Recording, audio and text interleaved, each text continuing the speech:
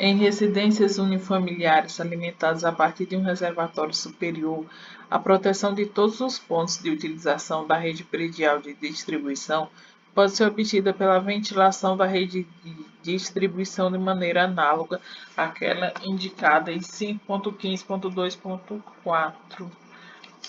No caso de válvula de descarga alimentada por rede de distribuição exclusiva, esta ventilação não é requerível.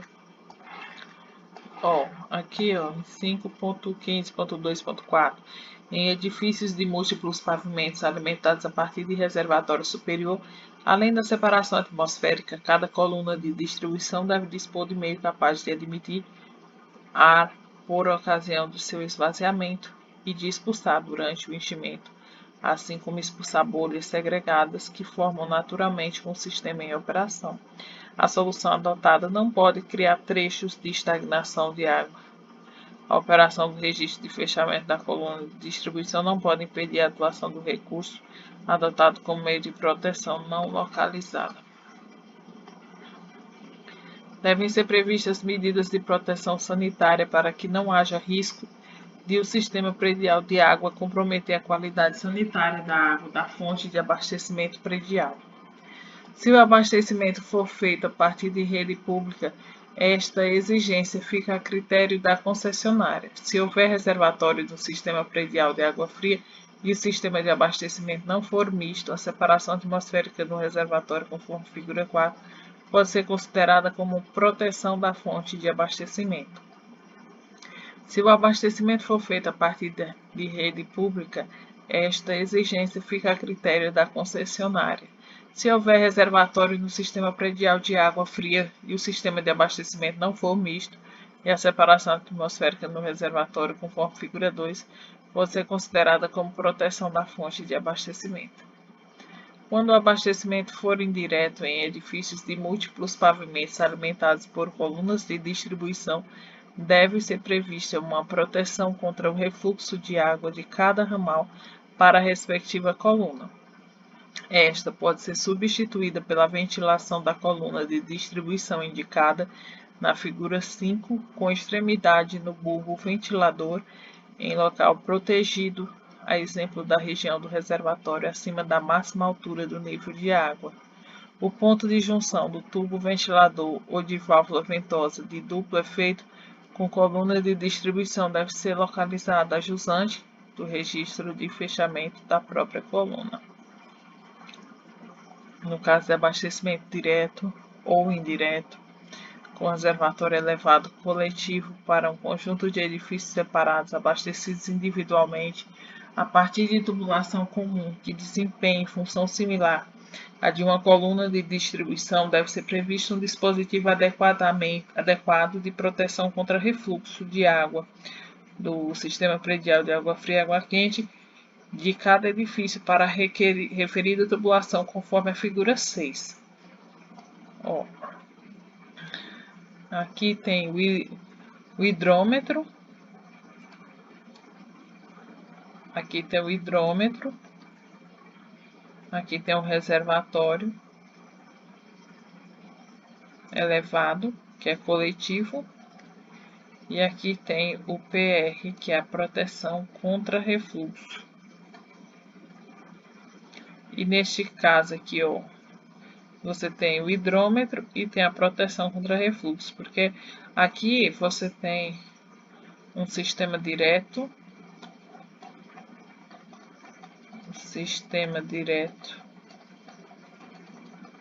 que é o hidrante, o hidrômetro e vem para as casas. E aqui é um sistema indireto.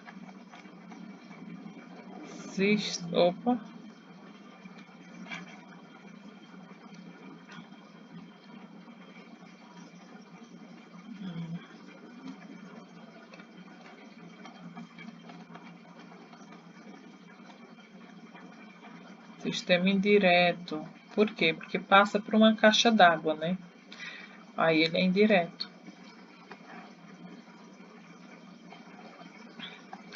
Proteção contra a formação de biofilme em componentes. Deve ser minimizada a extensão de eventuais trechos terminais de tubulação de sistema predial de água fria e água quente que não proporcionem renovação frequente de água, trechos mortos de tubos respiro para evitar estagnação. O sistema predial de água quente deve ser projetado de modo a permitir desinfecção periódica de todas as partes dos componentes em contato com a água. A BNT 16824 tem sugestões para a realização de desinfecção térmica de componentes do sistema predial de água quente, e o anexo F trata de procedimentos de limpeza e desinfecção do sistema predial de água fria e água quente. Prevenção e atenuação do golpe de Ariete. Os componentes do sistema predial de água quente e água fria.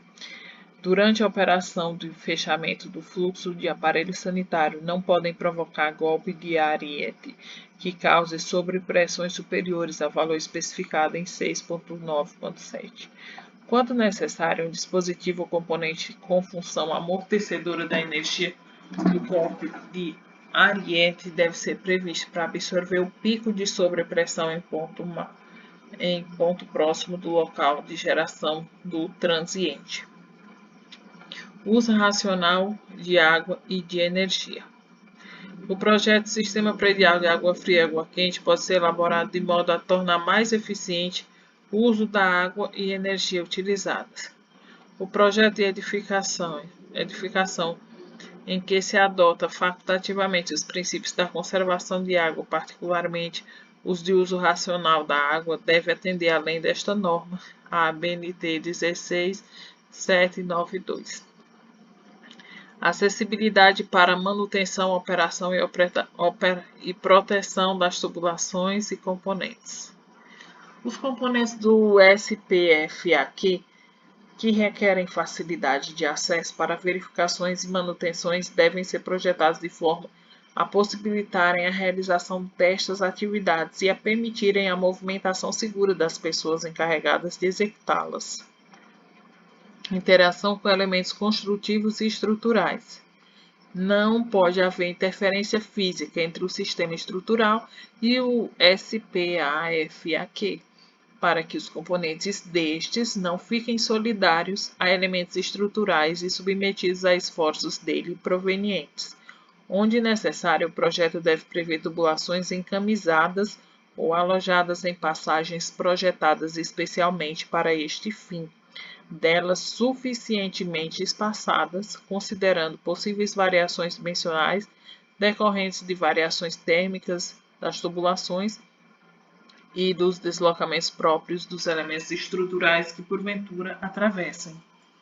A tubulação deve ser projetada de modo a minimizar as possíveis vibrações e esforços porventura decorrentes de movimentação de elementos estruturais do edifício. A tubulação não pode ser embutida ou solidarizada longitudinalmente a estes elementos. A sua fixação por meio de suportes, abraçadeiras e outras peças deve permitir necessária movimentação e facilitar a manutenção. Necessária movimentação. Na travessia de elementos estruturais, no sentido da sua espessura, deve ser prevista a adequadamente dimensionada abertura necessária. Nos casos onde há necessidade de selar o interstício, a vedação deverá permitir a livre movimentação da tubulação. A tubulação prevista para ser instalada no interior de parede de alvenaria estrutural deve ser recoberta por duto ou elemento construtivo especialmente projetado para este fim e considerado no projeto estrutural do edifício. Nos casos onde há necessidade de atravessar paredes ou pisos através de sua espessura, devem ser avaliadas formas de permitir a movimentação da tubulação em relação às próprias paredes ou pisos, pelo uso de proteção ou outros meios igualmente eficazes. Neste caso, a proteção deve ser devidamente ancorada à parede ou piso que atravessa e resistir aos esforços a que ficar submetida sem transmitir-os à tubulação que contém. Tubulação instalada dentro de paredes ou pisos não estruturais. Havendo instalação de tubulação no interior de paredes ou pisos, tubulação recoberta ou embutida, deve-se considerar a dificuldade com manutenção e movimentação das tubulações em relação às paredes ou aos pisos. No que se refere à movimentação, deve-se preservada a integridade física e funcional das tubulações face aos deslocamentos previstos para as paredes e pisos. As tubulações do sistema predial água fria e água quente, projetadas de modo a não ficarem embutidas em paredes, dentro de pisos e contrapisos, em enchimentos de alvenaria e em outras formas de instalação que requeram quebras de revestimento para espulas, têm o acesso para inspeção e manutenção facilitado e não ficam sujeitos aos esforços provenientes da movimentação desses elementos construtivos. São exemplos a instalação dentro de dutos verticais com cobertura removível, shafts, dentro de sancas, rodatetos, dentro de rodapés acessíveis, próprios para alojar em tubulações, dentro de carenagens facilmente removíveis, entre outros.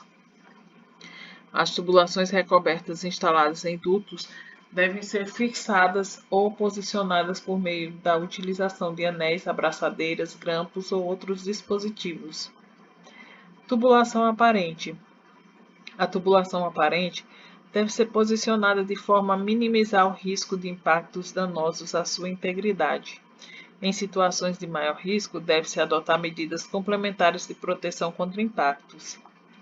O espaçamento entre suportes, ancoragens ou apoios deve garantir níveis de deformação compatíveis com os materiais empregados. Devem ser consultados os documentos específicos de aplicação destes componentes. Os materiais utilizados na fabricação de suportes, ancoragens e apoios, bem como os seus formatos, devem ser escolhidos de modo a não propiciar efeitos deletérios sobre as tubulações por eles suportadas. Devem ser considerados a possibilidade de corrosão, o requisito de estabilidade mecânica, a necessidade de movimentação e o espaço necessário para a inserção de isolantes. Tubulação enterrada. Tubulações metálicas enterradas devem ser protegidas contra corrosão externa. A tubulação enterrada deve resistir à ação ou ser projetada de modo a ficar protegida de esforços solicitantes resultantes de cargas de superfície e ser instalada de modo a evitar deformações prejudiciais decorrentes de recalques do solo. Em solos moles sujeitos a recalques ou em terrenos de características diferenciadas, devem ser projetados berços especiais de assentamento, levando-se em consideração as solicitações a que estará submetida a tubulação. Tendo em vista resguardar a segurança de fundações e outros elementos estruturais e facilitar a manutenção das tubulações, deve-se manter um distanciamento entre a vala de assentamento e as referidas estruturas, impedindo que interceptem o bulbo de tensões em caso de fundação direta. Se a tubulação enterrada contiver registro de fechamento ou de utilização, deve ser previsto um meio de acesso e proteção adequado, como caixa de proteção, canaleta ou outra forma conveniente que facilite manobras a partir da superfície. Execução. Condições gerais. O sistema predial água fria e água quente deve ser executado em conformidade com o projeto. Alterações necessárias durante a execução devem ser previamente aprovadas. A execução do sistema predial água fria e água quente deve ser feita sob supervisão de um profissional habilitado. A verificação da conformidade da execução com o estabelecimento do projeto nesta norma deve ser realizada, registrada e possuir rastreabilidade com o profissional habilitado responsável pela supervisão da execução do sistema predial água fria e água quente, conforme a ABNT 15932. Especificações de execução. Verificação, armazenamento, transporte e manuseio de materiais e componentes. Os componentes e materiais empregados na execução do sistema predial de água fria e água quente devem ser verificados e submetidos à inspeção visual antes de sua instalação. As verificações dos materiais e componentes devem ser registradas. Os componentes devem ser armazenados, transportados e manuseados de forma a não comprometer sua integridade, atendendo às respectivas normas quando existentes.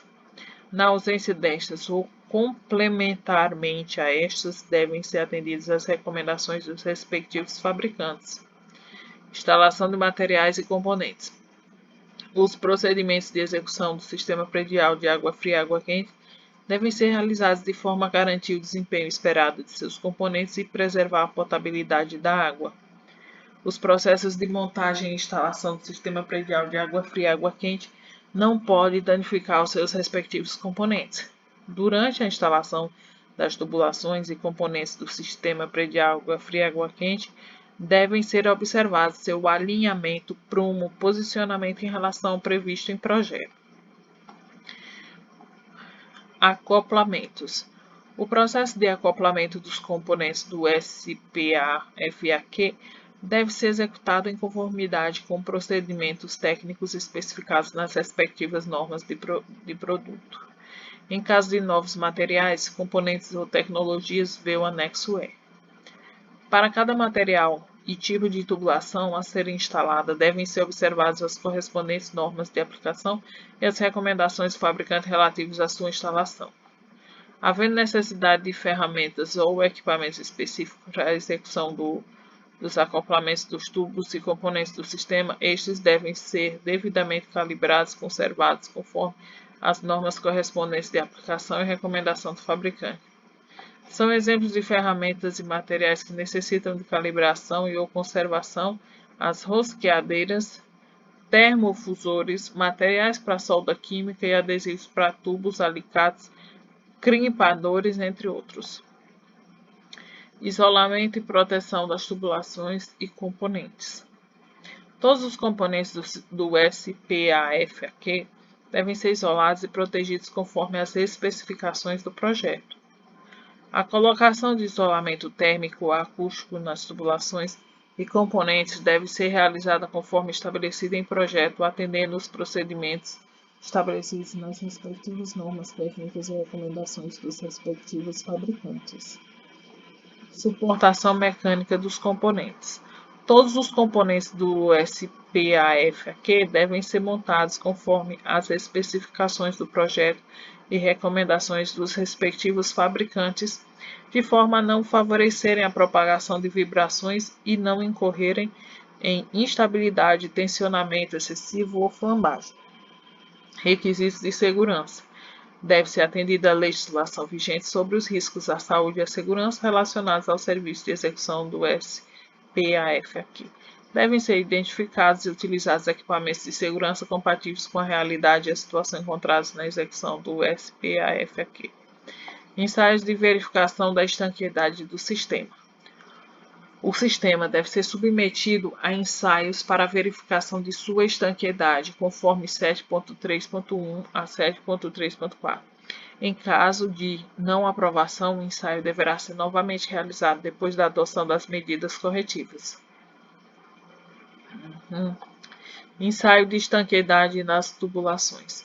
O ensaio de estanqueidade deve ser realizado de modo a submeter cada seção da tubulação a uma pressão mínima de 600 kPa, 60 metros de coluna d'água. Entendeu? Quanto é que uma tubulação deve ter de pressão dinâmica? Não pode ser menor que 10, né? Não, no ponto de utilização não pode ser menor que 10. E na tubulação tem que ser de 5. Pois é, ó, a tubulação ela vai ser ensaiada com a pressão de 600 kPa, que é mais do que o que ela pode, né, ou 1,5 a máxima pressão de trabalho, ou o que for menor.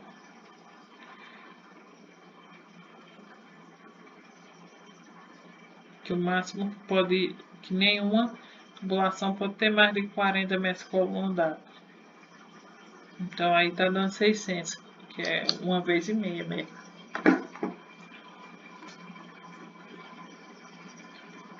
O sistema é considerado estanque caso não sejam detectados vazamentos ou queda de pressão manométrica por período mínimo de 1 hora após a estabilização da pressão. O sistema é considerado estanque caso não sejam detectados vazamentos ou queda de pressão manométrica por um período mínimo de 1 hora após a estabilização da pressão. O ensaio de estanqueidade em tubulações do sistema predial de água quente deve ser realizado com água com temperatura mínima de 80 graus Celsius, antes da aplicação de eventual isolamento térmico ou acústico ou antes de serem recobertas. Ensaio de estanqueidade das peças de utilização.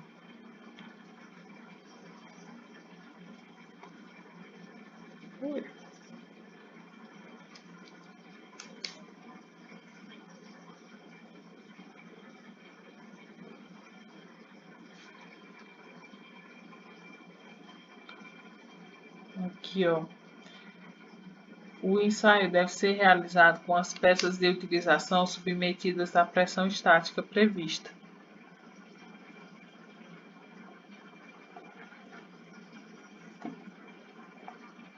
Durante o ensaio, deve-se observar se ocorrem vazamentos nas peças de utilização quando estas são manobradas a fim de obter o escoamento próprio na condição de uso. As peças de utilização são consideradas estanques se não forem detectados vazamentos ou queda de pressão manométrica no sistema por um período mínimo de 1 hora. Ensaio de estanqueidade de reservatório. O reservatório deve ser preenchido com água até o nível máximo permitido pelo mecanismo de controle de nível. Durante o ensaio, deve-se observar se ocorrem vazamentos no reservatório e em suas conexões ou escoamento pelo extravasor. O reservatório é considerado estanque caso não sejam detectados vazamentos ou extravasamentos durante o período mínimo de 72 horas.